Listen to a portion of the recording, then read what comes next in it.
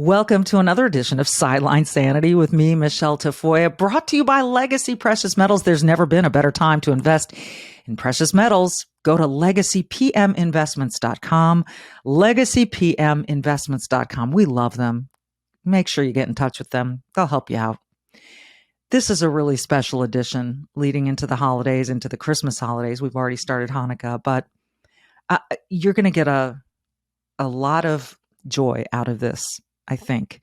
First, a little pain, but usually when you can come through some pain with some joy, it's a beautiful thing. Let me read you this quote. "The fallout challenged every aspect of my career, friendships, future, and life," says Laura Osnes, two-time Tony Award-nominated Broadway singer-actress. "Without Broadway and the community I had known, I was in desperate need of an outlet to process my emotions and somehow create art again. I felt completely silenced, and yet there was something in me that knew my experience needed to be shared. I had something to say, both literally and figuratively, and songwriting became the vehicle for me to find my voice again." I am so honored to have Laura Osnes and her husband, Nathan Johnson, joining the show. And you're going to see some really special things and hear some really special things. That's next. For nearly 3 decades, she's reported the action from the sidelines. She started very young. She's covered the NBA, NFL, Olympics, and the college football and basketball national championships. And now, during these insane times in our world, Michele Tafoya thinks we need a serious dose of sanity. This is Sideline Sanity with your host, one of the sanest people on planet Earth, Michele Tafoya.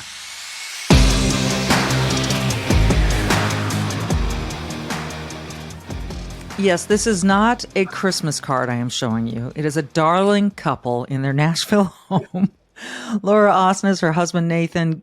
Welcome to you both. You look like a little postcard picture. That's so sweet. So sweet. Thank you, Michele, for having us. We're really honored to be here.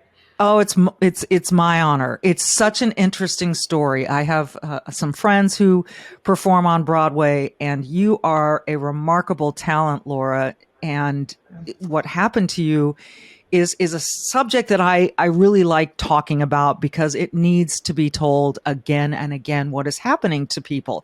Here you are having this amazing Broadway career.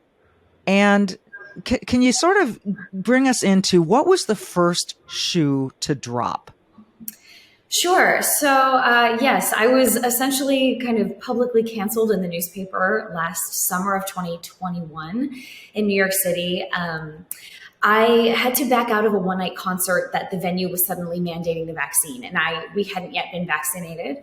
And I said, it's worth it to give up this little concert, to just wait a little longer to find out a little bit more. The vaccines had just rolled out, mandates were just kind of starting to be put in place. And it was a very amicable, peaceful, private backing out process, a conversation between me and the director via email. And then a week later, there was an article in the Post saying that I was fired for refusing to be vaccinated. And it set off a firestorm of online hatred and mischaracterizations of me and who I am. The rumor what happened was that the narrative became that I had lied or that I was vague about my status and had put my coworkers at risk, and that I was willing to hurt people, and that we hadn't even started rehearsals. And the venue also followed up and said, well, she could have provided proof of a negative test, and I was never given that option. I would have gladly tested. I had been tested a lot during COVID. I bet you had, yeah. And it was too late. The negative and the effects of this firestorm of online cancel culture really kind of did me in, and it was very disheartening. I can only imagine. Nathan, when that piece came out, what was your initial reaction? I think it's so frustrating because there really truly was no story. The story was that she wasn't vaccinated and she had to back out. Like, that's the whole beginning, middle, and end of the story. And it's very, actually, I think for us, it was like, when something like this comes out, there's such like anger and frustration. You want to make it right. and there's very little that you can do because it reaches so many millions of people so quickly. And when the article also made some just untrue statements, like that she was vague about her status, or that it wasn't until a coworker begged her for the sake of his children to get vaccinated. It's just truly never happened. None of these things ever happened. And so it's this deep frustration. And my wife is somebody that has worked tirelessly to just to have one of the most sparkling reputations on Broadway, to be the first one in the room, to come ready, to be super supportive of everybody, to be kind to everyone. And so for the narrative so quickly to shift to just really demonization of her and calling out her character and saying she lied was just like, it was epically frustrating. After like a 14-year career, that this one thing made, it felt like everybody in the Broadway industry. It wasn't everybody, but it felt like everybody. Just, I'm sure it felt, It was. Yeah. My question to you, Laura, is another one here is who called you, or did anyone call you to comment on this story? No, my agents, my team had called me and said that the Post has caught wind of my status, was the term that they used. Of your status, meaning unvaccinated? Yes. And would I like to comment? And we had responded and said, what is the tone of the article? Is it just a little thing, or like what's the tone? And they were not able to give us an answer on that. Right. So we decided not to comment because we were like, well, maybe this will just blow over. Right. Is this even a story? There's a gun pointed at my head, and what do you do with that, right? Like, and again, that's private medical information. Like, yes, it is. Does this need to be broadcast to everybody? And I know so many actors that have skated under the radar during this time, and my case was made very public, and so a lot of those people have come to me and written to me and said, thank you for taking a stand. And I'm like, I did not volunteer to take a stand, but when I did feel compelled to be a voice for all of those voiceless people who have been silenced during this, Well, that takes some courage. And we need those voices to take a stand for other voices, because so many people are afraid because of things like this, what happened to you. I mean, this is insane. Nathan, what have you observed from your perspective as to sort of the reaction of friends and family and the industry, and how this all kind of just dissolved around you? Yeah, I think first it was pretty heartbreaking because there was just this incredible groundswell of people just coming against her and being, it was like creative in their hatred. And it was really sad to watch.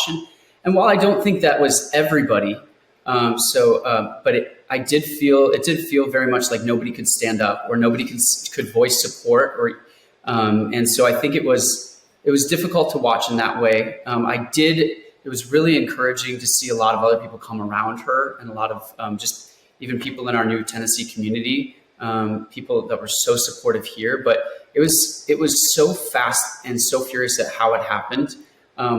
We kind of were just left in shock, just looking at each other like, what happened? Like, you think you're gonna wake up the next day and this is all a dream, and you have your career back and you have your sparkling reputation back, and it just burned to the ground so fast. And so for us, we were like, you know what? Let's be with people that know us, love us, and respect us for who we are, for our beliefs. And so we got down to Nashville. I have family in Memphis, and we had some friends here, and it's been a real safe, wonderful place to be, and we've needed that in this time. I bet you have. What about holding this newspaper accountable? I understand there is a lawsuit, correct, Laura? Yeah, there is. Yes. Yeah, and that's probably all you can say about it, right? I think at some point we were talking about it. It's like, we know that defamation is hard, and to prove, proving malice. But I think at some point we were just left asking ourselves, if we don't do this, then who will? And if we don't do it now, like when will we do it? And I think also, like, it's pretty clear that there was some at the very best there was sloppy journalism, and that's being very kind.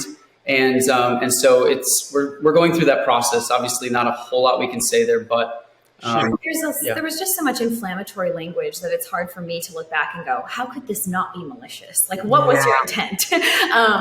And it is tricky because it's like, we just felt the courage that you were talking about. We were like, is anybody going to hold the newspaper accountable? And even win or lose, I was said, if it makes the Post or any newspaper think twice about writing something that could potentially ruin someone's life or career in one article, then it's worth it. Yeah. Or if it inspires someone else to be courageous in their life who's going through something similar, then it's worth it. Yeah, we look around at other people that are going through similar things. There's a lot of lawsuits happening right now, right? Mm-hmm. The last couple of years have been hard on a lot of people, on a lot of businesses. Right. And we're just saying, stand up. If you've got a way to stand up, do it. If, take a little heat and take some courage and just, I just think it's really important because the last year and a half have been, it's been pretty stunning to watch these sweeping policies affect people. It's been interesting to see just people's lives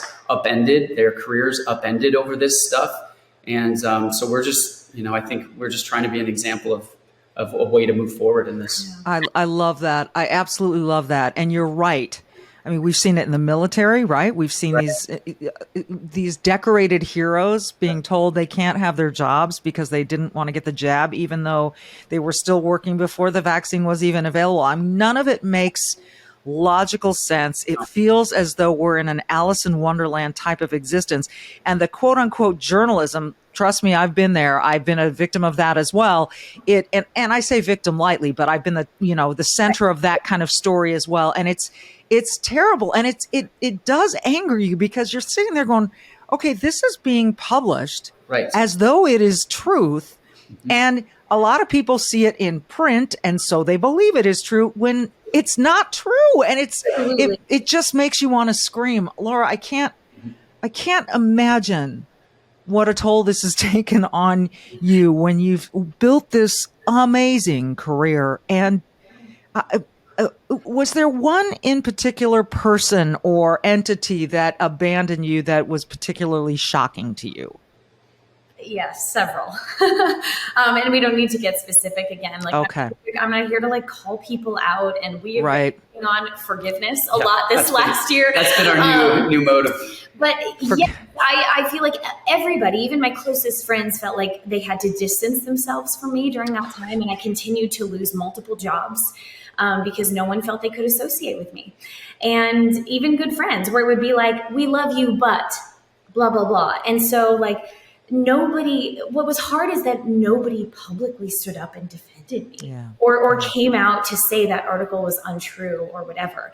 And so I feel like we kind of had to deal with it on our own. I just became this poster child or whatever. But I do have to say, we are finding silver lining in that. It has changed our life in ways that we never thought would ever happen. I think we both thought we were going to be New Yorkers for life. And now we find ourselves in Nashville, Tennessee. And I've been forced to find new ways to be creative and to share the gifts that I have. And I started songwriting this last year. And I actually, Broadway and the theater community at large still requires up-to-date vaccination to participate. So they're still holding on to mandates in that world. And because of that, I want nothing. I look at that and I go, I can't support that. I don't really want anything to do with that world anymore. Yeah, because that represents a lot of families that have, a lot of families that have had to move away from New York, parents that have kids that can no longer go to school there. We hear from people all the time. And it's been hard to watch. Healthy people who are going, I still can't work in that industry. Yeah. And meanwhile, and again, maybe this is bold to say, but I look at the theater industry and everybody's still sick. People are still. I was going to say, I have a friend who is a Broadway performer. I will leave it as neutral as that, who has updated the vaccine, continuously gets the jabs, and who has had COVID many times. Yeah. And I don't understand all of this. Again, it really does feel like upside down world, and that we're and it's frightening. And that's why I'm so excited about you two standing up and being a voice for so many people. You've had a remarkable career, and I want to get into that, and I want to get into your new project. We're going to take a quick break, and on the other side of it, you're going to see Laura perform in a magical moment. I can't wait for our audience to see this right after this. Well, it is so unpredictable, this economy, right? We keep hearing inflation is easing, but 2023 is going to be crazy. Listen, if you think about a long-term play to protect you in your retirement, to protect against inflation, to just be a hedge for you, think about gold and silver. Precious metals are a great way to build a long-term plan. And so the people that I trust are Legacy Precious Metals. I tell you about them every day. And they can really answer all of your questions about gold and silver and how it can fit into your portfolio. I hearken back to 2008. That was the last time we had economic woes like we're experiencing now. And those who invested in gold back then saw significant gains, and others lost their retirements.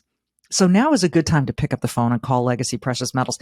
Ask them how little you can start with or how much would be a good amount for you and your income streams. You can get them online. You can get them on the phone. So here's what I would recommend. 866-528-1903. 866-528-1903, because you can speak to an IRA expert at that number. They can really help you out and answer your questions. You can also just download their free investment guide at legacypminvestments.com, legacypminvestments.com. Here's two-time Tony Award nominee Laura Osnes. Ain't it a glorious day, right as the morning in May? I feel like I could fly. Have you ever seen the grass so green, or a bluer sky?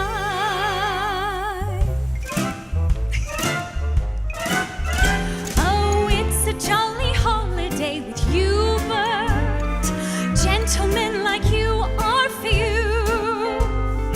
Though you're just a diamond in the rough, Bert, underneath your blood is blue. You'd never think of pressing your advantage. Forbearance is the hallmark of your creed. A lady needn't fear when you are near.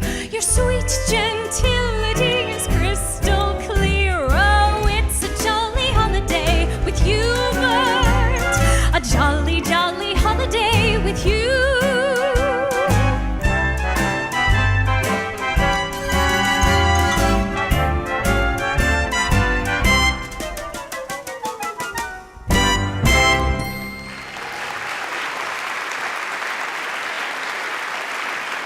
I mean, when you hear that, what goes through your mind, Laura? Oh my goodness, just joy. And seeing the look on Dick Van Dyke's face of just beaming. And he was literally feet away. And it was a joy and such an honor to get to sing for him. And especially Yes, this was at the Kennedy Center Awards, in case anyone did not see the graphic, because some of our audience doesn't see everything. I mean, what an invitation. When you got that invitation to sing for Dick Van Dyke at the Kennedy Center Honors, what was your first thought? Yeah, no, I was like, oh my goodness, again. And I got to do a dance as well with Derek Huff that year, who I'm a huge fan of as well. And so yes, it was unbelievable and so honored. I mean, Nathan, you gotta, when you hear that and see that, it's just a thing of beauty. What do you feel about your wife when you watch that kind of performance? Husband, I've seen her perform with the Kennedy Center Honors. I think that was your third time, and and honored a few other people. And you were on the nominating committee, so that to me, it's such a classy event, and just seeing Julie Andrews introduce you was just. It's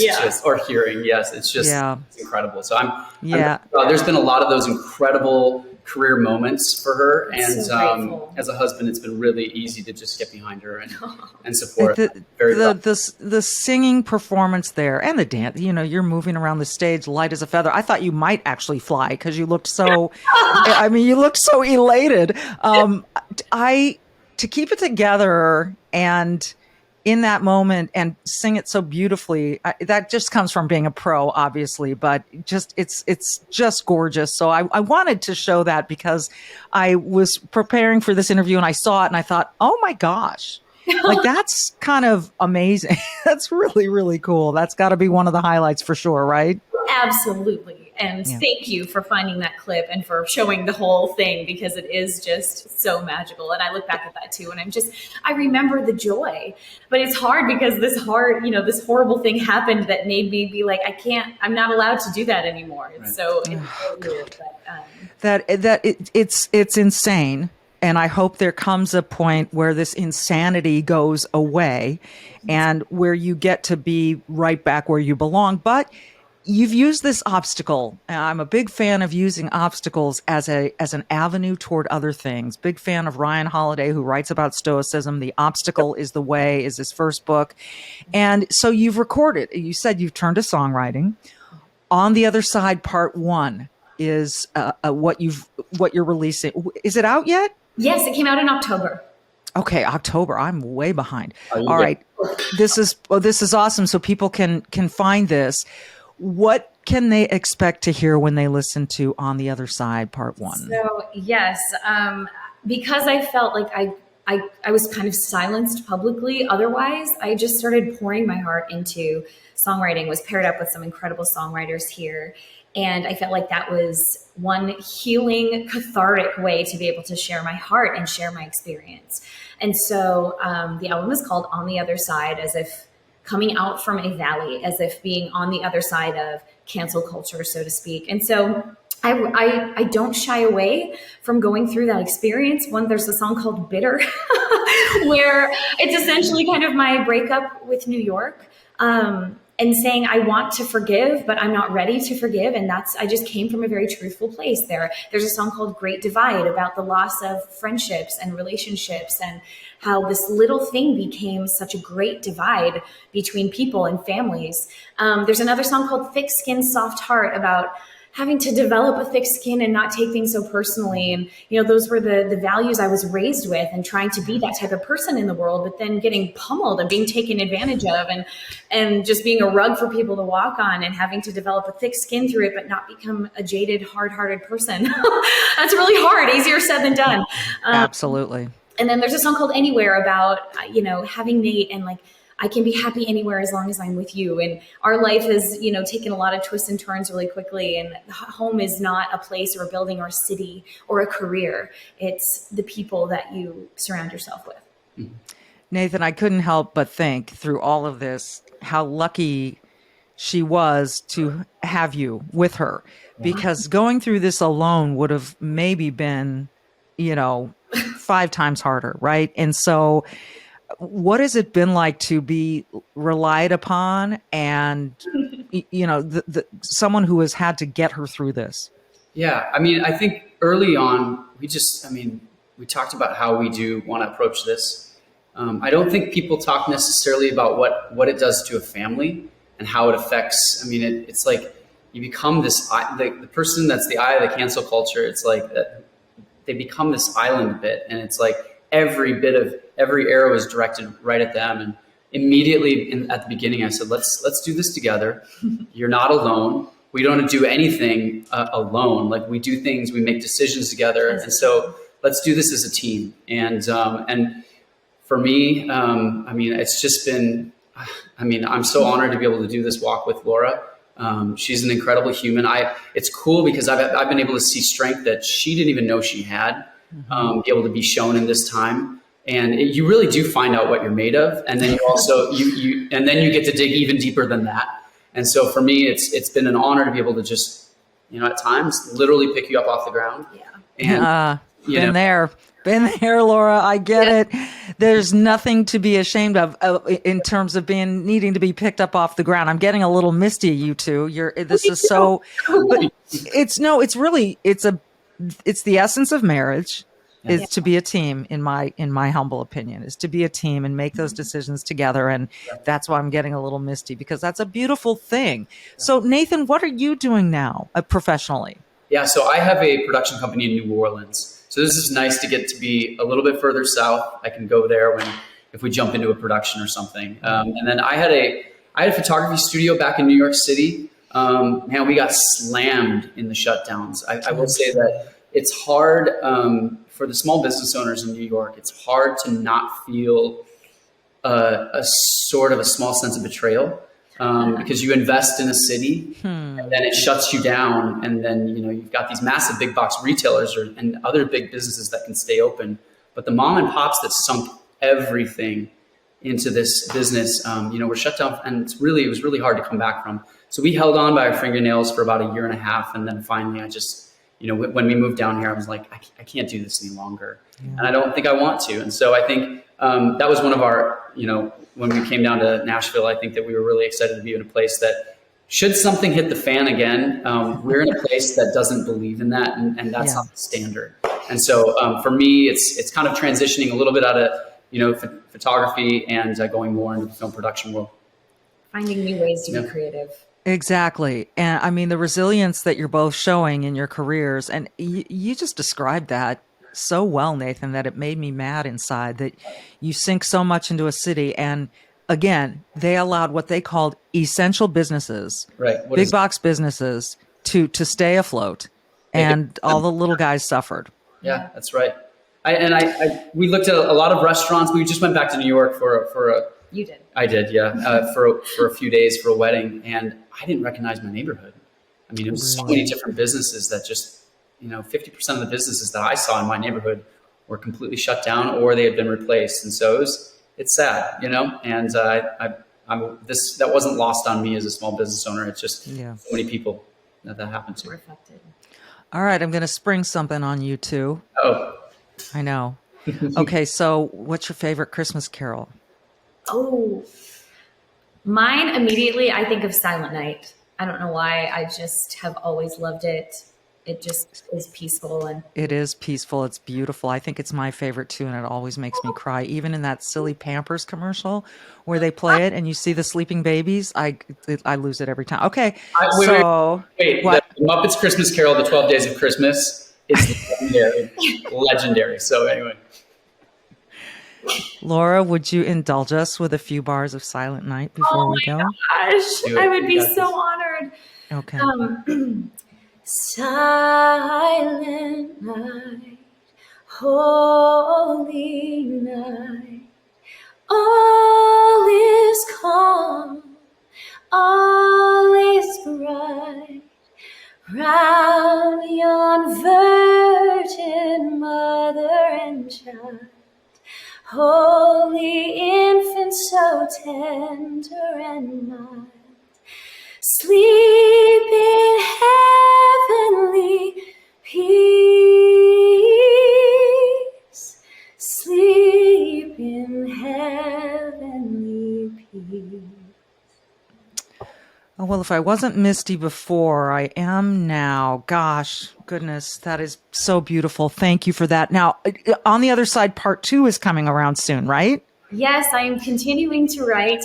I just released a Christmas song, actually, with my friend Chuck Wicks. It came out like 2 weeks ago.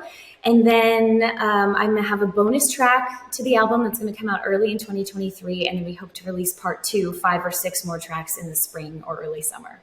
We will be looking for it, and we'd love to have you back to promote that as well. It's just been an absolute honor and a pleasure to talk to you. You are both courageous. I applaud that. I promote it. I hope people learn from your example and follow it. And I wish you nothing but the very best. You two are phenomenal and strong, and just slow clap. That's what I got for it. Thank you. Thank you so much. We really, really appreciate it. And thank you for your platform too. It's awesome to be on here. It's my honor. Folks, again, you can find her album, the collection, On the Other Side, wherever, I'm assuming wherever they can find downloads, right? It is everywhere. It's on Spotify, Apple, Amazon, all the things, YouTube. If you follow me on social media, I'm at Laura Osnes, LauraOsnes, and I have link trees in my bios to find it as well. Awesome. Thank you for joining Sideline Sanity. Thanks for listening, everyone. And as I say every day, be brave and do good. Yes.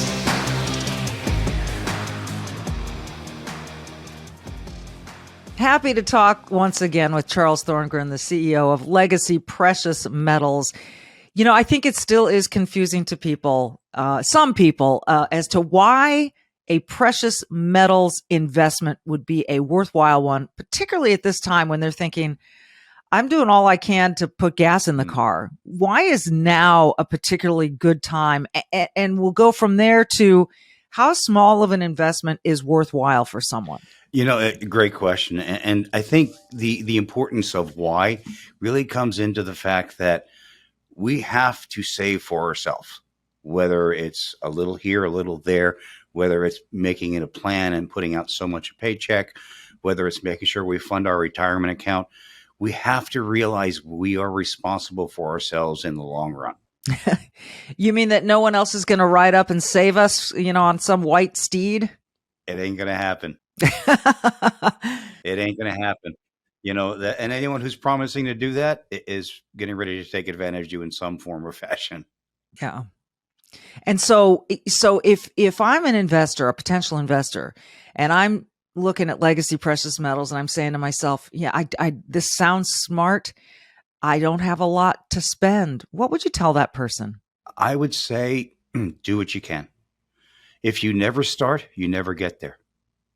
So the most important step you can take is saying, I'm going to take care of myself and my family. I'm going to make it a plan. I'm going to take action. I'm going to start in the way that's comfortable for me. That's the important thing. The first step is always the hardest. But once you take that first step, the second step is easier. And then you're moving. And then once you're in motion, it's hard to stop you. So that first step, most important step. I always tell people they can call and talk to an IRA expert or check out the guide that they can download for free, the investor's guide. What is the number one question that you get from people who are first-time investors? The biggest question I get is this right for me? That is the question. And that comes from everyone. So everyone's asking the same, is this right for me? And yet we're all so unique. And yet it is a sound investment for just about any portfolio, isn't it? It is. Even though we're all unique, that uniqueness is going to tailor the way we begin the investment. Okay. But we're all in the same situation. That's the one thing I think we seem to forget in today's society. Whether you agree with somebody or not, we're in this together. America is in this transition that we're in right now. We're dealing with the same issues. Some people like them, some don't. But we're all in it together, right? So the need is the same. How we prepare and how we invest is what changes from person to person. But we all have that same need. It's a great point. And again, I encourage people to just make the call, pick up the phone. That step is always the hardest. I'm not sure why that is. In any kind of effort that you make in life, whether it's weight loss or exercise or investing some way to better your life, it always seems like that first hurdle is the challenge. But when they call, who are they going to talk to? What's going to be on the other end of the line for them? Great question. You're going to speak with one of our customer representatives, and their job is not to sell you metals, right? We have a much different approach. We're going to answer all your questions. We're going to show you what options you have. And on the rare occasion, this isn't right for you, we're going to say, this probably isn't right for you. We have a gold company here, but I say it all the time. What we actually deal in is customer service. We want each and every individual that calls to get the answers they need to be able to make the decision that's right for them. And we want to do that in a way that's not pushy, that's not salesy. And that's what makes my team so special. We care about each and every caller. And we're going to show you what options you have, and then you get to make an informed decision. So don't be afraid of the phone call. It's the best thing you can do. And this is why I am so honored and I feel privileged to be sponsored by Legacy Precious Metals. They're the ones that I'm going to deal with. And I encourage you to pick up the phone, give them a call. Even easier, go check out their guide. It's a free investor's guide at legacypminvestments.com, legacypminvestments.com. But as you said, Charles, pick up the phone. You're going to talk to someone who can answer your specific questions and get the ball rolling, get started, do something that is a long-term play for your family's benefit. Charles, it's always great to talk to you. Thank you so much. Oh, it's my pleasure. It's always great to be here.